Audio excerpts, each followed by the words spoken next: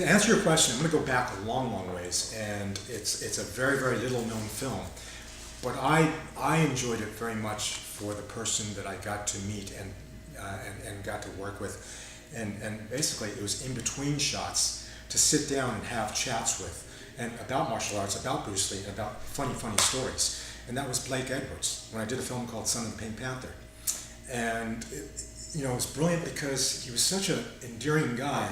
And he's the guy that kind of, gave us Clouseau, Yeah. the Peter Sellers, and a really, really funny person that had brought in his own personal experiences and injected Clouseau with some of that bumbling, fumbling kind of idiosyncrasy.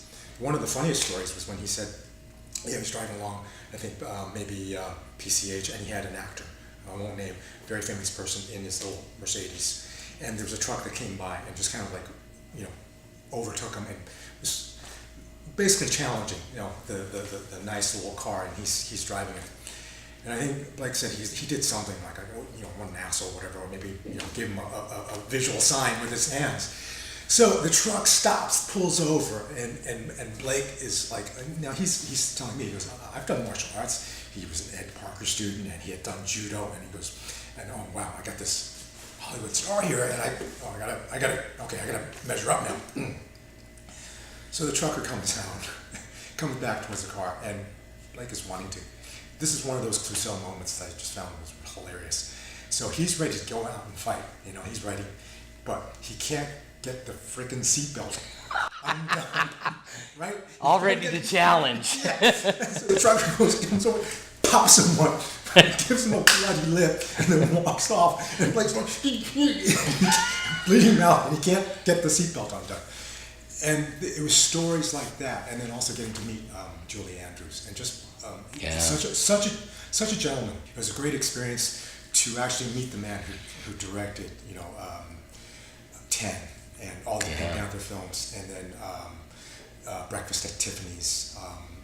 So many like iconic Hollywood. It was almost like a piece of Americana from the '60s and the Hollywood legend.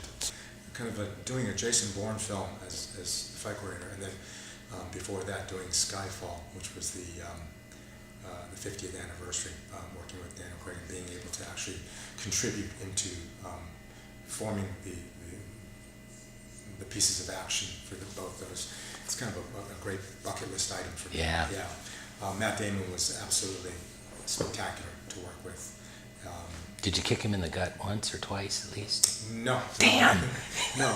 I was demonstrating to him, and he had his own boxing coach that he was working with as well. So it was really, really cool that we can make use of what he had already been doing. And for me, for him to be able to do the boxing, it just made the fight scenes transition that much easier. And it was a little bit more different than the previous Bourne films. The director wanted to be much more visceral, much more of just knock down, drag out, and maybe less technical. It was because of the whole relationship between Matt's character and this particular film, The Acid, is Vincent Cassel. And there's a history between the two that dates back to Bourne's father.